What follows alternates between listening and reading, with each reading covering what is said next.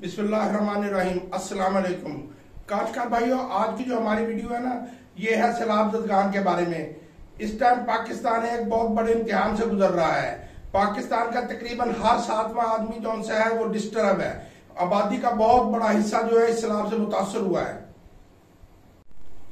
आज हम बात करेंगे सैलाब की एग्रीकल्चर के ऊपर असरात के बारे में। मैं हूं शाह हसन किलानी और आप देख रहे हैं अल सैयद फॉर्म।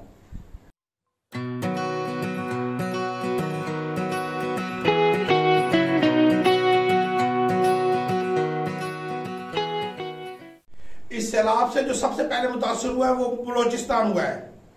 और ये देखिए आप, सब हमारे जो इस टाइम सब्जी आती थी ना, वो सारी बलोचिस्तान से आती थी।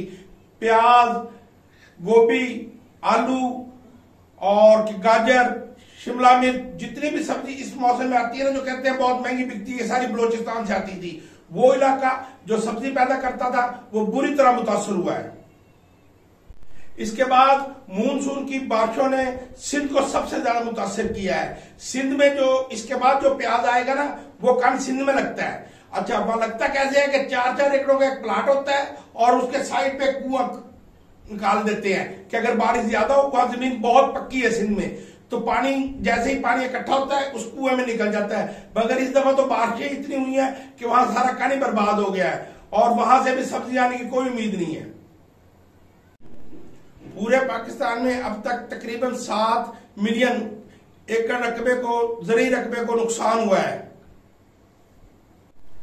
काश्तकार भाइयों, इस सैलाब से जो है ना 8 मिलियन एकड़ रकबा वो मुतासर हुआ है और तकरीबन 7 लाख जानवर मुतासर हुए हैं और हजारों की तादाद, लाखों की तादाद में जानवर लापता है। तकरीबन जो अमवात हो चुकी हैं वो 1300 है और जख्मी जो है वो 2000 है। ये सारी मीडिया रिपोर्ट है, अभी तो हम वहां तक पहुंच ही नहीं सके जहां हकीकत है। इस टाइम हमारे मुल्क में तलब और रसद का बहुत ज्यादा फर्क है। जो टमाटर हमारा 300 रुपए किलो मिल रहा है ना, ये 1000 रुपए किलो भी नहीं मिलेगा। जो प्याज 250 रुपए किलो मिले, ये 1000 रुपए किलो भी नहीं मिलेगा। इस टाइम गवर्नमेंट को चाहिए कि वो इंपोर्ट खोल दे, ताकि जो सी सब्जियात है और बाकी फसलें जो सी हैं वो गरीब आवाम की कुफ्त खरीद के अंदर आ जाए। काश्तकार भाइयों, अब चाहिए ये कि जौन सा इलाका भी बच गया है, जनूबी पंजाब का थोड़ा सा इलाका बचा है और अपर पंजाब थोड़ा सा बचा है, और जौन से इलाके बचे हैं उन्हें क्या करना चाहिए, वो इलाके भी बुरी तरह बारिश से मुतासर हुए हैं क्योंकि मानसून बहुत ज्यादा हुई है।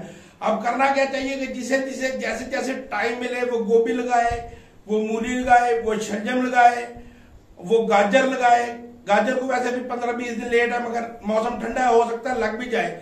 गाजर लगाए, धनिया लगाए, मेथी लगाए, मेथा लगाए और गोभी लगाए, बंद गोभी लगाए। ये सारी फसलें अब हमें लगानी पड़ेंगी ताकि इस जहां खुशकी है वहां की भी तलब पूरी हो, और जिस जगह सैलाब से मुतासर हुए तलब जब वहां होगी तो यहां से सारी सब्जियां वहां जाएंगी और वहां के लोगों को कभी वो पेट भरेंगी। काश्तकार भाइयों, जो 2010 का सैलाब आया था ना, उसमें तो बाद जगह ऐसी थी कि जहां 1 साल तक भी पानी नहीं उतरा था।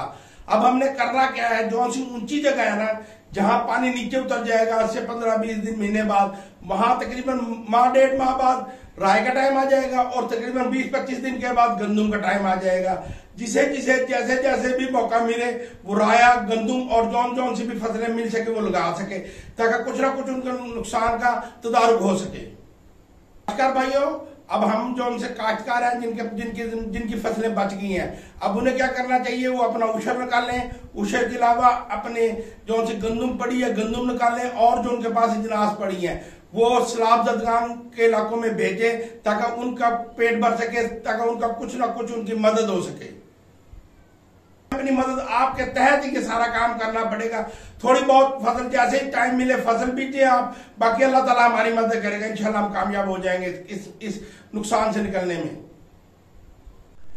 काश्तकार भाइयों, आज की वीडियो हमारी यहीं तक थी। आप हमारे चैनल को लाइक करें, शेयर करें, सब्सक्राइब करें। नेक्स्ट वीडियो तक अल्लाह हाफिज।